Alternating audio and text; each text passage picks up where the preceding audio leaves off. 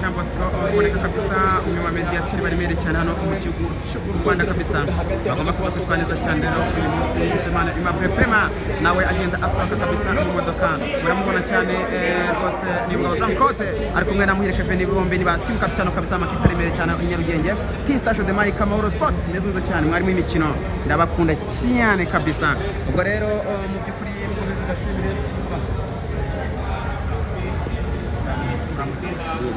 ubwo rero nkomeze bashimire kabisa abakunzi b'Ishoti TV by'umwihariko nyine abakunda ibiganiro bigiye bitandukanye byacu reka twinjiye muri stade yo kubereka match live murayikurikirana live kabisa ndabakunda cyane ndi kumwe na Amahoro Sport ndi kumwe na 2S Company Limited ni company icuruza ubuki kabisa gakondo umeze neza cyane tugendanemo rero neza cyane ariko Amahoro Sport ifite promotion gutanga jezi ku banyarwanda turatanga jezi ya equipe national Amavubi iri hano i Remera kabisa hafi yo kwa Rwahama ugende muturebe neza cyane hano hari izuba ryinshi cyane dikwihungiza ibintu bimeze neza cyane tugende muri stade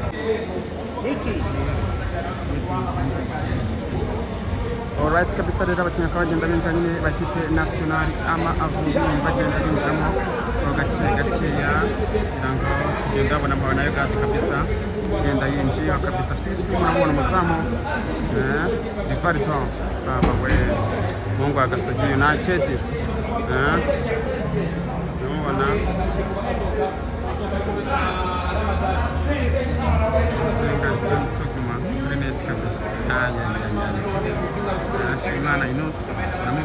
umeze neza cyane kabisa aho muri hagiye atandukanye ubu ngubu ndi muri essence iri muri Kawana ngiye muri Kane ngewe mwari mu T-Station iri kugenda izamuka ibi nyabazungu mwari mubizi mwebwe ye baba we Imana ni nziza ibihe byose ngiye kureba match ya equipe national Amavubi na equipe ya South Sudan turayica tunyerera turi kumwe na Amahoro Sport dukarya sport icuza jezi za original kabisa z'Amavubi nandi ma equipe ajya atandukanye mwadusange Remera kwa Rwahama usohotse muri essence ntabwo usohoka mu tutaranje gusesengura kabaka we sohoke reka tugende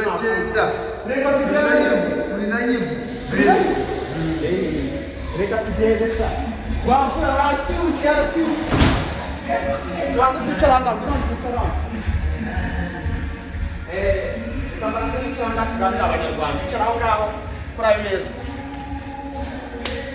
alright nibyo nabwiraga rero n'umukino ukomeye cyane ugiye gusikipa Amavubi na equipe ya South Sudan iyi minsi nagiri kugeramo bo rero ni match tugiye gukora kabisa ni match ku channel live kuri Ishoti TV YouTube channel yanjye ndi kumwe rero na company ebyiri ziremereye cyane ni company icuruza ubuki gakondo bw'ikinyarwanda bayita 2S hani company limited hari rwose ikitabi tiriya za Nyamagabe ariko bakora free delivery barabikuzanira kabaka wamfura barabikuzana ahantu musanze bikeneye abikora umuntu uri muno mujyi kabisa afite ubuki bwiza abakinnyi bari gufata bakamera neza cyane sana hari uwo bita Amahoro Sport kabisa acuruza jezi za national kabisa dore ama kiti ya national niho mba nakuye ndi gutanga promotion rero 5,000 umuntu uguze jezi ndamwongera akatagura indi jezi kabisa ya danger ubwo rero mukomeze muturebe neza cyane ndabakunda cyane muturebe neza cyane rwose muri abantu ubingenzi kuri twebwe ndabemera cyane so n'umukino rero ukomeye cyane ugiye guza equipe Amavubi na equipe ya Sudani kugira ngo mukumva ko na jingo bose amaze kwitekamo ya kafo nizere ko mumeze neza cyane ni match mugiye gukurikirana live ndizera ko rwose ibintu bimeze neza cyane umukino ubanza twatsinze ibitego bibiri ku bitego bitatu ya equipe ya South Sudan uyu munsi Amavubi intego n'indi no gutsinda kandi bagatsinda byinshi cyane rero ndizera ko rero muza kuza kuba muri kumwe natwe murabona mwebwe biruza kurangira gute n'ibitego bingahe kurangwa equipe national Amavubi ni ibitego bingahe kurangwa equipe ya South Sudan ninda ufungura amazamu tsindira rwose jezi ya masita uvuga prediction yawe ziri probably kabisa neza bwati n'uyu nguyu aratsinda ibingibi ubundi nuza gutsinda rwose bazagwabwa umwambaro wa rwose muri Amahoro Sport T-Station de Mike iyi ni masita ndabemera cyane uyu ni kabaka irajyamo mani reka nizere ko umeze neza cyane kabisa muri hagiye atandukanye mbifurize ibihe byiza n'umukino ukomeye cyane ugiye gusikipe Amavubi na equipe ya Sudani y'Epfo ibintu biraryoshye cyane kabisa ngeze hano kuri stade Amahoro ngira muri kwibona hano bimeze neza cyane abantu bari kugenda binjira gake ndi kumwe na King Ira nuwo kwa Gasuku nawe yavuze ati mba muri showbiz ariko uyu munsi bana we ugatikika VIP ariko hojya muri ibintu muvuga nimuvuge neza oya iyo uvuze VIP bagumva ari bisanzwe akongera VIP none se Gasuku cyangwa ndi wowe kwiyifana wenda ibyo ntabwo twabijyamo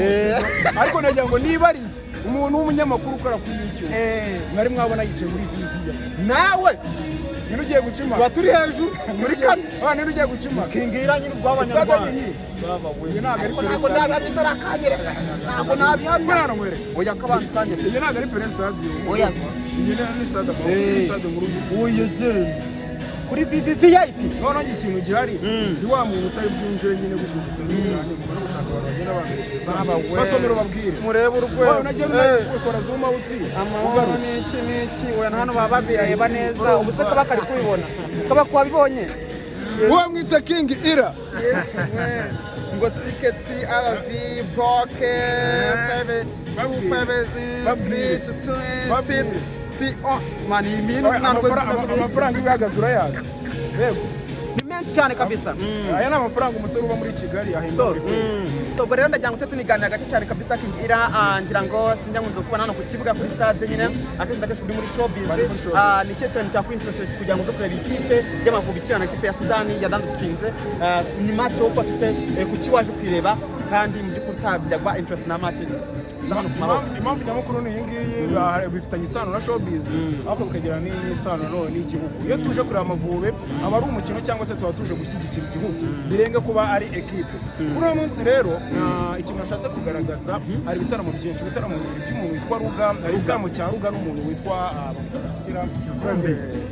Kivumbi ni igitaramo cye cyo kuruciga Rugumbi. Hakaba Ruga n'uriya mupeti witwa Victor. Abo bose ni abanya-Nigeria. Icyatumye rero nza kuri match kumva ibyo bitaramo byose ni ibitaramo ku muntu uvuze ngo urasohoka mu mahoro winjira muri arena. Ntabwo ndasohoka ibyo bitaramo byose nabikatinze ntabwo najyayo hari aho igihugu gikeneye abantu sibyo reka tuza dushyigikira Amavubi urumva kuko bino bintu ni ugukorera igihugu urumva Amavubi ni igihugu tuba dushyigikiye rero ntabwo najya mu muziki ngo mbyine muri iki kandi nzi yuko igihugu kigeneye hano kuko ni gushyigikira ikipe y'Amavubi none se ariko nanone kuko match igiye kuba saa 12 igitaramo cyatangiye sangahe igitaramo saa moya ubundi igitaramo urumva imiryango n'ibifunguye saa 12 saa 2 ubundi nka King nk'umutasi arasohoka ikintu cyogera amabwiza ukuri yagiye kuri match mpaka iraje sibyo muvuze ngo mugiye ku rugamba jya urwana mpaka bira kabisa uranje nimba turi gushyigikira equipe y'igihugu nibaga ngo turebe umukino mpaka uraje kwa Ruga ahubwo twabyaruta tukajyayo birimo birangira aho kugira ngo dusige ikipe y'igihugu hano mazi ari abafana ba Sudani bagiye kuza ibintu bagiye gukora hano bivuze ngo Amavubi bakeneye imbaraga zabo cyane z'abanyarwanda muze kubaza umukingo runaka na runaka aho idagibyo kube